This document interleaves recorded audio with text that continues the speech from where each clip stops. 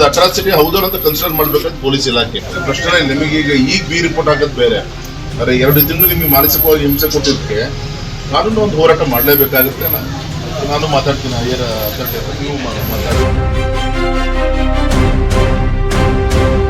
4-5 ಜನ ಬಂದು ಅವರು ಸಹ ನನ್ನಲ್ಲಿ ಜಾತಿ ಹಲ್ಲೆ ಮಾಡಿದಾಗ ಅವತ್ತಿನ ಮನೆ ಬರೋದಿಲ್ಲ, ಏನು ಅನ್ಯಾಯ ಆಗಿದೆ, ನಾವು ಅದು ಅಪ್ಪ ನಮ್ಗೆಲ್ಲ ಓಟ್ ಹಾಕಿದ್ದೀರಾ ಅಂತ ಬಂದು ಇವತ್ತು ಅವ್ನ ಮನೆಗೂ ಹೋಗ್ಲಿಲ್ಲ, ಅವ್ನ ವಿಚಾರಿಸೋಕ್ಕೆ ಹಾಸ್ಪಿಟಲ್ ಅಂತ ಬಂದಿರಲಿಲ್ಲ.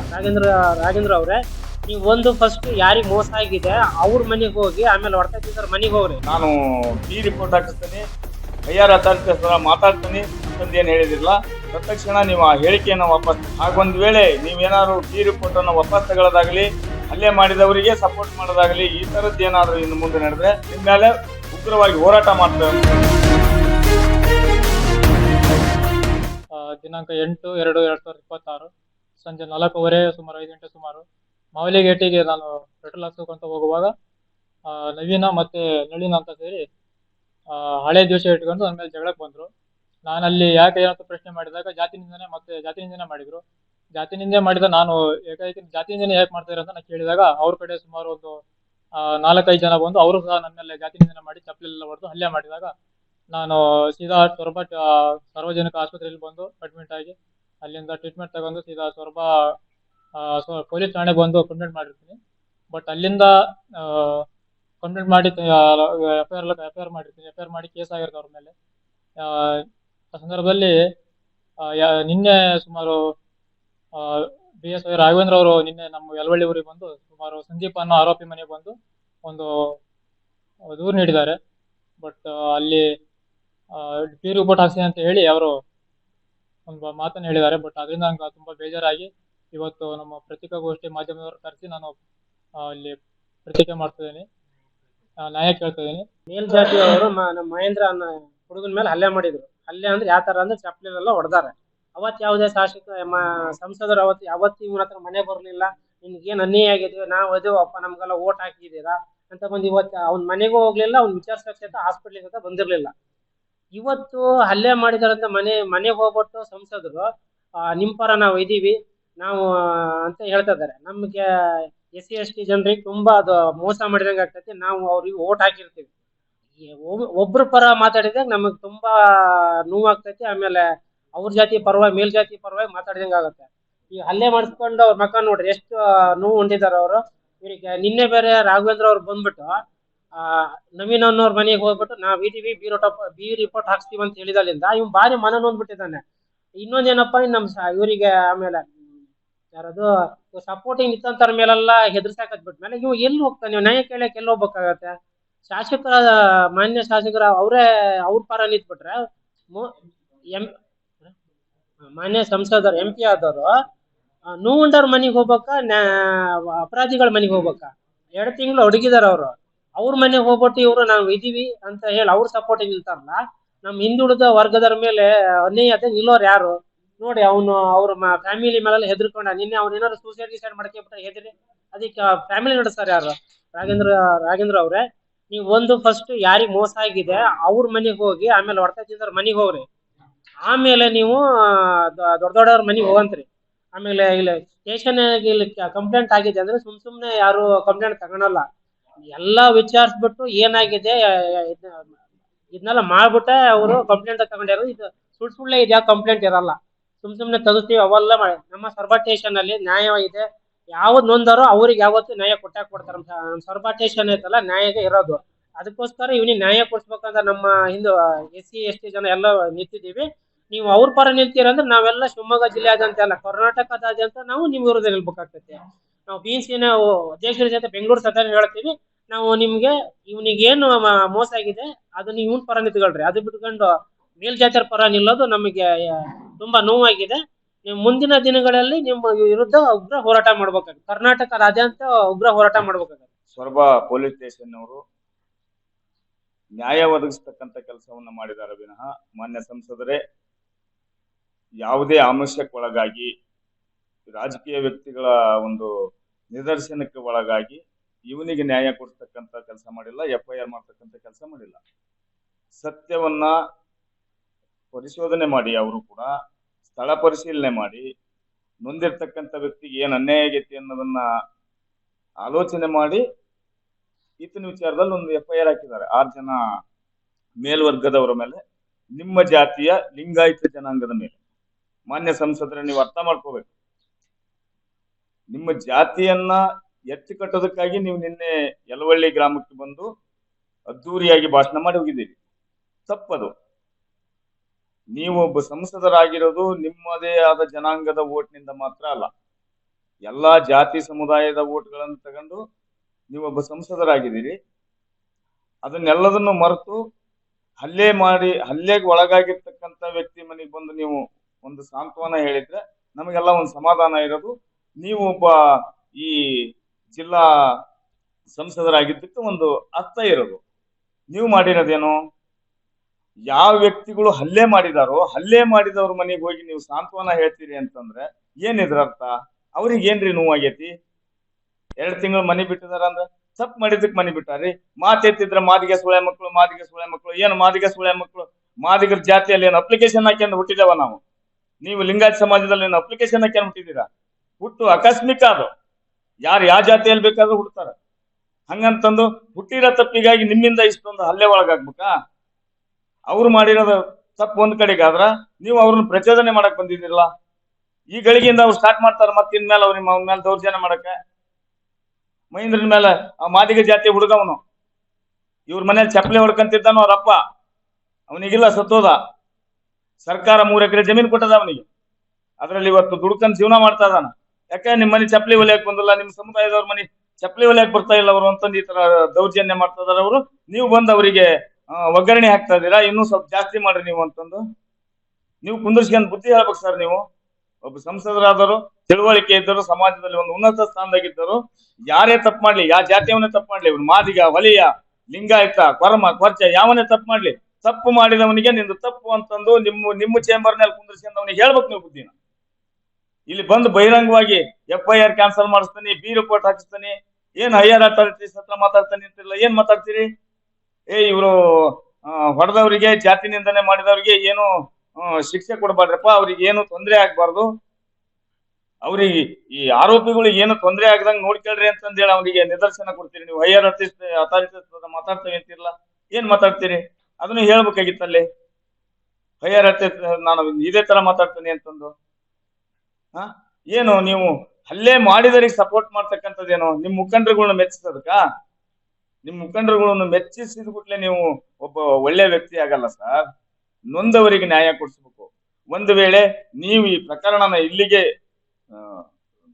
ಸಾಕ್ ಮಾಡ್ಬೇಕಪ್ಪ ಅನ್ನೋ ಉದ್ದೇಶ ನಿಮಗೆ ಏನಾದ್ರು ಇತ್ತು ಅಂದ್ರೆ ನೀವು ಮೊದಲು ಯಾರಿಗೆ ಅನ್ಯಾಯ ಆಗಿದೆ, ಯಾರಿಗೆ ನೋವಾಗಿದೆ ಅವರನ್ನ ಸಾಂತ್ವನ ಮಾಡಬೇಕು, ಅವರನ್ನ ಮನಸ್ಸೊಲಿಸ್ಬೇಕು. ನೀವು ಅದನ್ನ ಬಿಟ್ಟು ಹಲ್ಲೆ ಮಾಡಿದವ್ರ ಮೇಲೆ, ಚಪ್ಪಲಿ ತಗೊಂಡು ಅವನಿಗೆ ಹೊಡೆದವ್ರ ಮೇಲೆ, ಮಾದಿಗ ಸುಳೆ ಮಗ ಅಂತ 10 ಸಲ ಅವನಿಗೆ ಹಿಂಸೆ ಮಾಡಿದವ್ರ ಹತ್ರ ಹೋಗಿ ನೀವು ನಾ B ರಿಪೋರ್ಟ್ ಹಾಕಿಸ್ತೀನಿ ಅಂದ್ರ, ಈ ಕರ್ನಾಟಕದಲ್ಲಿ ನೀವೊಬ್ಬ MP ಆಗಿ, ಶಿವಮೊಗ್ಗ ಜಿಲ್ಲಾ MP ಆಗಿ ಯಾರು ದಲಿತರ ಮೇಲೆ ಹಲ್ಲೆ ಮಾಡ್ತಾರ ಅವ್ರ ಮನೆಗೆ ಹೋಗಿ ನೀವ್ ಹಿಂಗ ಮಾಡ್ತಾ ಇರಿ, ನಾನ್ ನಿಮ್ಗ B ರಿಪೋರ್ಟ್ ಹಾಕಿಸ್ತಾನೆ, ನಿಮಗೆ ಹೈಯರ್ ಆಫೀಸರ್ ಹತ್ರ ಮಾತಾಡಿ ನಿಮ್ಗೆ ಬಚಾವ್ ಮಾಡಿಸ್ತಾನೆ ಅಂತಕ್ಕಂತ ಧೈರ್ಯ ಅವ್ರಿಗೆ ತುಂಬ್ತೀರಾ? ನೀವು ನೊಂದವ್ರಿಗೆ ಧೈರ್ಯ ತುಂಬೋರು ನೀವು MP ಗಳು, ಮಾನ್ಯ ಸಂಸದರು, ಮಾನ್ಯ ರಾಘವೇಂದ್ರ ಅವರು. ನೀವು ಮಾಡ್ತಾ ಇರೋ ತಪ್ಪು ಸರ್ ಇದು. ಯಾರು ತಪ್ಪು ಮಾಡಿದ್ದಾರೆ ಅವ್ರಿಗೆ ಶಿಕ್ಷೆ ಆಗ್ಲಿ.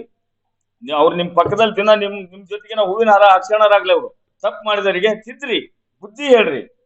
ಬೇಡ, ಅವ್ರು ಬಡವರು, ಅವ್ರು ದಲಿತರು, ಅವ್ರು ಹುಟ್ಟಾದಿಂದನೂ ಅನ್ಯಾಯಕ್ಕೆ ಒಳಗಾಗಿ ಬಂದಿದಾರ. ಇನ್ನೂ ಅವ್ರ ಮೇಲೆ ದೌರ್ಜನ್ಯ ಮಾಡಬಾರ್ರಿ. ಸಾಕಾದ್ರೆ ನಿಮಗೆ ಇಷ್ಟ ಇದ್ರೆ ಸಾಕಾರ ಮಾಡ್ತಕ್ಕಂಥ ಪ್ರಯತ್ನ ಮಾಡ್ರಿ, ಉಪಕಾರ ಮಾಡ್ರಿ. ಅದಾಗ್ಲಿಲ್ಲ, ಬೇಡ, ಉಪದ್ರ ಮಾಡಕ್ ಹೋಗ್ಬಾರ್ರಿ. ಇದನ್ನ ಹೇಳ್ರಿ ಸರ್. ನೀವು ನಿಮ್ಮ ಜನಾಂಗದವರಿಗೆ, ನಿಮ್ಮ ಮುಖಂಡರುಗಳಿಗೆ ಈ ಸಂದೇಶ ಕೊಡ್ರಿ. ಅದನ್ನ ಬಿಟ್ಟು ದಲಿತರಿಗೆ ಅನ್ಯಾಯ ಮಾಡಿದ್ದನ್ನ ನೀವು ಸರಿ ಐತಿ, ನಿಮ್ಮನ್ನ ನಾನು ಬಚಾವ್ ಮಾಡ್ತೇನೆ ಅಂತಕ್ಕಂತ ಈ ಆಶ್ವಾಸನೆಗಳನ್ನ ಕೊಟ್ಟು ಅವರಿಗೆ ಇನ್ನೊಂದ್ ಸ್ವಲ್ಪ ಹುರುಪು ಎಬ್ಬಿಸಿ ಹೋಗ್ಬಿಟ್ರಿ ನೀವು. ನಿನ್ನೆ ಬಂದು ಇವತ್ತಿಂದ ಅವ್ರು ಶುರು ಮಾಡ್ತಾರೆ ಮತ್ತೆ ಇವನ್ ಮೇಲೆ ಹಲ್ಲೆ ಮಾಡೋದಕ್ಕೆ. ಯಾರು ರಕ್ಷಣೆ ಕೊಡೋರು? ಮತ್ತೆ ಪೊಲೀಸ್ ಸ್ಟೇಷನ್ ಬರ್ಬೇಕು. ಪೊಲೀಸ್ ಸ್ಟೇಷನ್ ರಕ್ಷಣೆ ಕೊಟ್ರೆ ಸೊರಬ ತಾಲೂಕಿನ ಸೊರಬ ಪೊಲೀಸ್ ಸ್ಟೇಷನ್ ರಾಜಕೀಯದವರಿಗೆ ಮೀಸಲಾಗ್ಬಿಟ್ಟತಿ, ಕಾಂಗ್ರೆಸ್ ಪಕ್ಷದವರು ದುರುಪಯೋಗ ಮಾಡ್ಕೊಂಡು FIR ಹಾಕ್ಸ್ತಾರ ಅಂತ ಅದನ್ನ ಹೇಳ್ತೀರಿ. ಮತ್ತೆ ನ್ಯಾಯ ಕೇಳಕ್ಕೆ ಎಲ್ಲಿ ಹೋಗ್ಬೇಕು? ರಾಜಕಾರಣಿಗಳು ಬಂದಾವ್ ಹಲ್ಲೆ ಮಾಡಿದವ್ರಿಗೆ ಸಪೋರ್ಟ್ ಮಾಡ್ತೀರಿ. ನ್ಯಾಯ ಕೇಳಕ್ ಒಬ್ಬ ನೊಂದಿರ್ತಕ್ಕಂಥ ವ್ಯಕ್ತಿ, ಒಬ್ಬ ದಲಿತ ವ್ಯಕ್ತಿ, ಒಬ್ಬ ಮಾದಿಗ ಜಾತಿಯಲ್ಲಿ ಹುಟ್ಟಿರ್ತಕ್ಕಂಥ ವ್ಯಕ್ತಿ ಎಲ್ಲಿ ನ್ಯಾಯ ಕೇಳೋದು ಸರ್? ಸ್ಟೇಷನ್ ನಲ್ಲೇ ಕೇಳ್ಬೇಕು. ಸ್ಟೇಷನ್ ನಲ್ಲಿ ಕೇಳಿದ್ರೆ ಅವ್ರು ನ್ಯಾಯ ಕೊಟ್ರೆ ಅವ್ರ ಮೇಲೆ ಅಪವಾದ.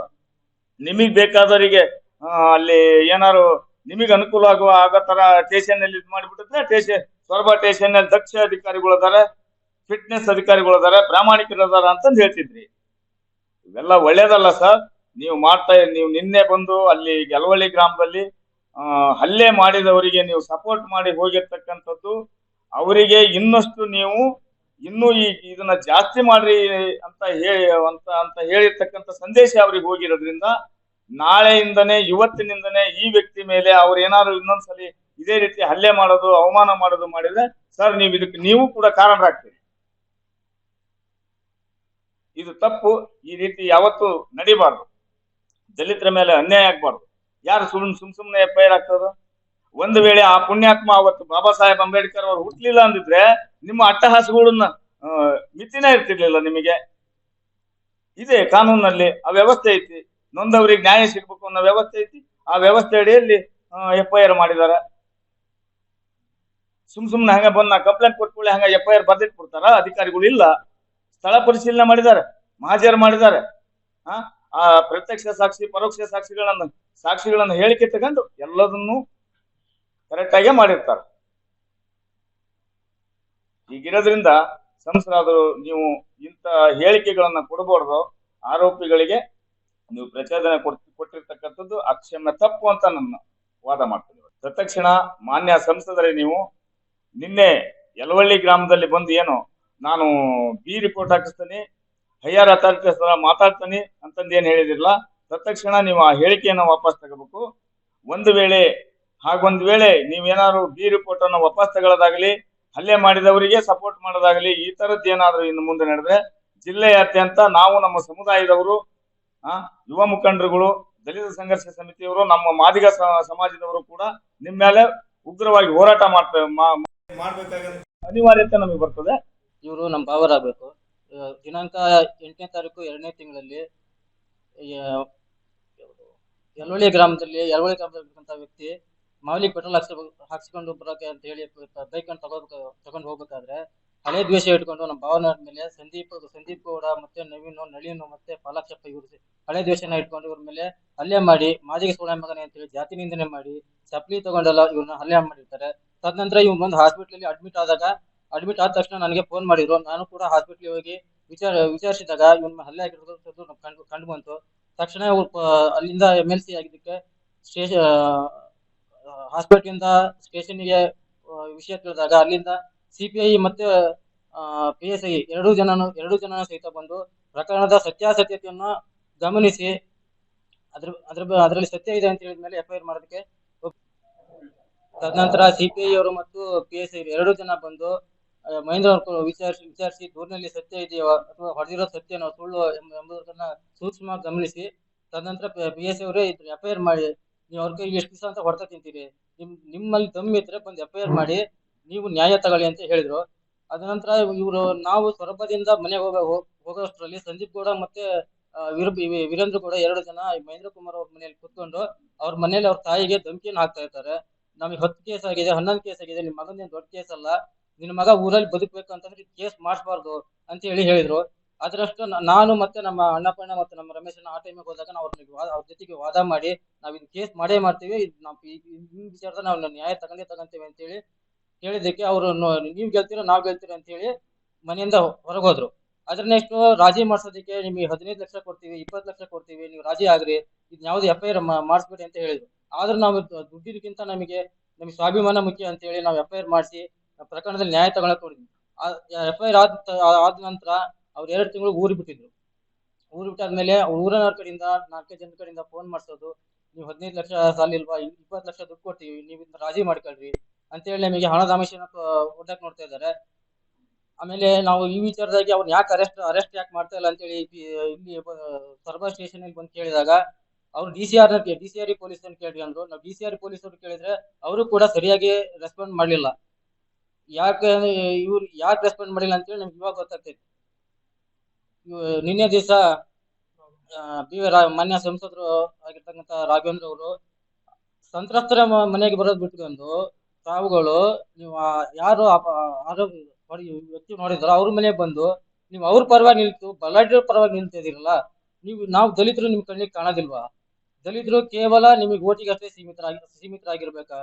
ನೀವು ಇದನ್ನ ಬಿ ರಿಪೋರ್ಟ್ ಹಾಕ್ತೀವಿ ಅಂತ ಹೇಳ್ತಿರಲ್ಲ, ಇಡೀ ಜಿಲ್ಲೆಯಲ್ಲಿ ಎಲ್ಲೇ ದಲಿತರ ಮೇಲೆ ಹಲ್ಲೆ ಆದ್ರೆ ಬಿ ರಿಪೋರ್ಟ್ ಹಾಕಿ ಕೇಸನ್ನ ಕ್ಲೋಸ್ ಮಾಡೋದಕ್ಕೆ ನೀವು ನಿಂತ್ಕೊಂಡಿದ್ದೀರಾ. ಈ ವಿಚಾರದಲ್ಲಿ ನಿಮಗೆ ನಾಚಿಕೆ ಮಾನ ಮರ್ಯಾದೆ ಏನಿಲ್ಲ ರಾಘವೇಂದ್ರ ಅವರೇ.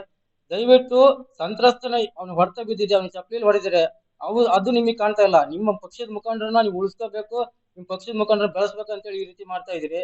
ಒಬ್ಬ ಸಂಸದರವ್ರಿಗೆ ಮಾಡ್ತಕ್ಕಂಥ ಕೆಲಸ ಇದಲ್ಲ. ಇದು ನಿಮಗೆ ಅಷ್ಟಲ್ಲ, ನಿಮ್ಮ ರಾಜಕೀಯಕ್ಕೂ ಇದು ನಾಲಾಯಕ ಆಗಿರ್ತಕ್ಕಂಥ ಕೆಲಸ ಅಂತ ಹೇಳಿ ನಾನು ವಿಷಯ ಹೇಳ್ತೀನಿ.